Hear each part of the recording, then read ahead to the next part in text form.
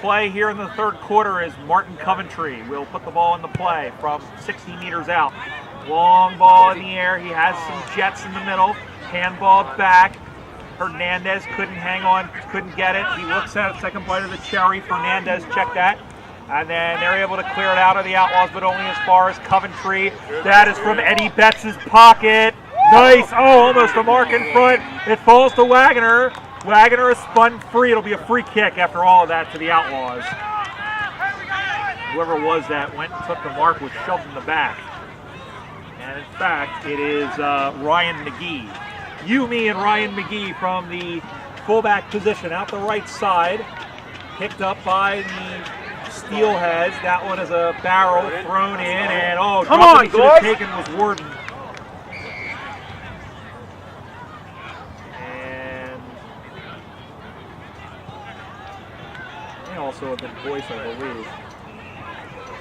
But anyway, the ball's going up in the air, knocked down, swatted down by the Outlaws, and then, oh, nice little cheeky stab kick through. But there's the kick. It's on the way. It looks good off the boot. It's there! What a kick by Javon Mason. That away! What a goal. Third of the game for the Steelheads, and they extend their lead. 3-4-22 to Arizona 1-1-7. And the Steelheads, again, asserting themselves just like they did in the first quarter. Good kick by Mason. I'll tell you what, I think he's one of their rookies for the Steelheads. They've done a fantastic job of recruiting over the last few years. And a whistle by the trail umpire, and it looked like 5 in the square, so free kick goes to Wilhelm. He floats it out to the left side. Give him the lead, give him the lead! It's marked by Boyce. Boyce looking for an option, not seeing any forthcoming.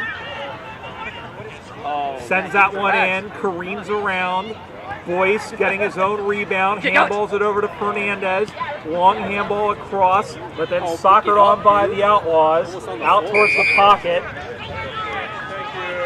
And I think somebody was calling for deliberate. In fact, it has been called as deliberate.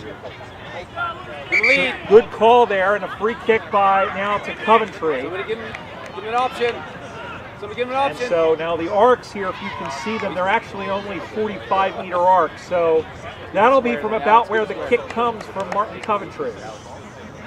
He instead's going to play on, runs the 40, the kick on the way. Martin Coventry, you little beauty. And the 20-year veteran of the USAFL extends his team's lead.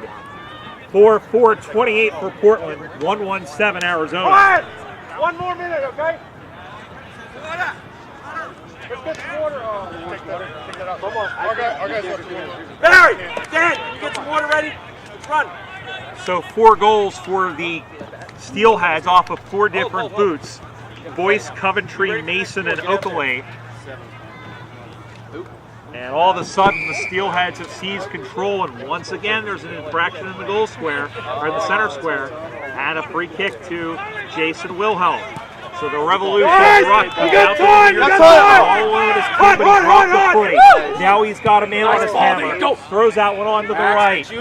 One-on-one contact. Wagoner couldn't hang on to it.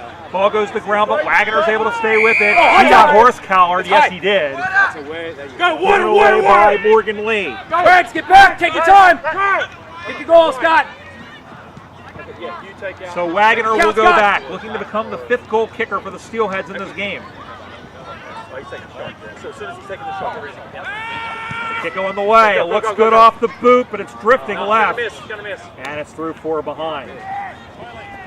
So the Steelheads have their jalapenos out. They're peppering the goals. 4-5-29 Portland, 1-1-7 Arizona. You have a chance. Take him out.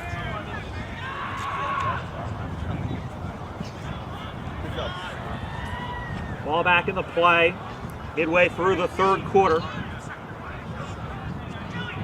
Ball goes to ground, gotten out of there. Long kick up off the hands. Over the get it there is Muhlenberg, I believe, and Ball has gone out of bounds. It'll be a boundary throw. It'll be a free kick. No, it will be a throw-in. It will come right on the Outlaws bench. Ball comes spinning back into play. Wilhelm tapped it down, but not to advantage as Peruch is there.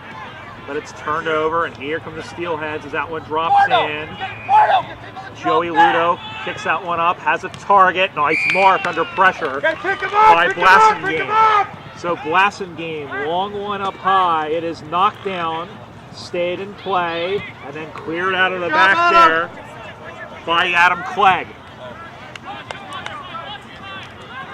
Turned over, again it's Ludo, Joey Ludo, into the middle of the ground. Norris had to go down to his right knee to take the mark. Now kicks that one on. The Outlaws trying to get something going, except it's turned over by Muhlenberg. Long handball across, looking for Cox, who's able to get it away. Spear up the side, drops in front of Boyce, who lost the footy. Play on, says the umpire. Joey Ludo around on the bootleg. Long one up. Oh, that stayed up there for it seemed like forever, but couldn't claim it cleanly. Ball goes to ground. Handball's in front looking for RP Ludo. And here it is, Norris, great deflection there by Coventry, who is like goose excrement, he's everywhere. And it's turned over, it wasn't 15, it's a live ball, and that's going to be holding the ball. And I don't think that's Gary Simone. I don't think he realized that the ball didn't go 13, but now they said that it didn't go 15, but now they say it's a no prior opportunity. And I think Simone was very lucky to get away with that. They say play on, and through the middle comes John Kim. Kim with a long ball, but it's going to be intercepted by Robert Ludo-Stansky. So Rob Ludo finds Joey Ludo. Finds RP Ludo.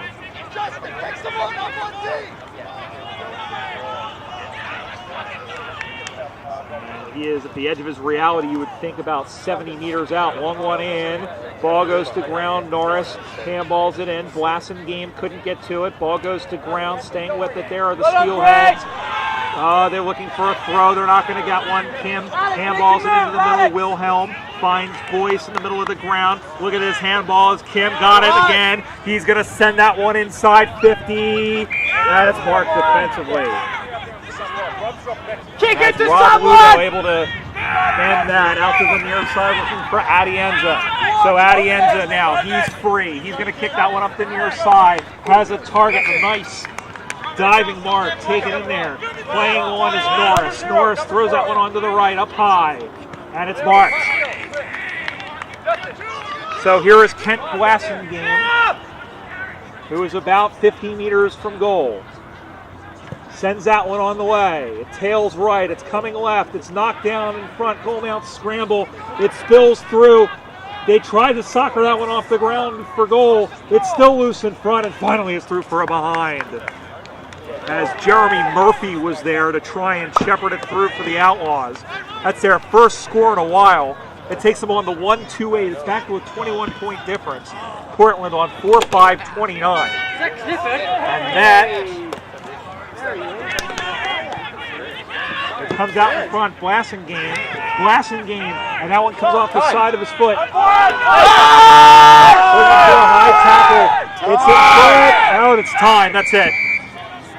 I thought I something said high, but yeah, I thought I heard a horn. But in any event, three-quarter time at the football here in Division II of the USAFL Western Regionals. The score, it's the Portland Steelheads 29, the Arizona Outlaws 8. We'll be right back with the final quarter here from Davis, California, here on USAFL.com.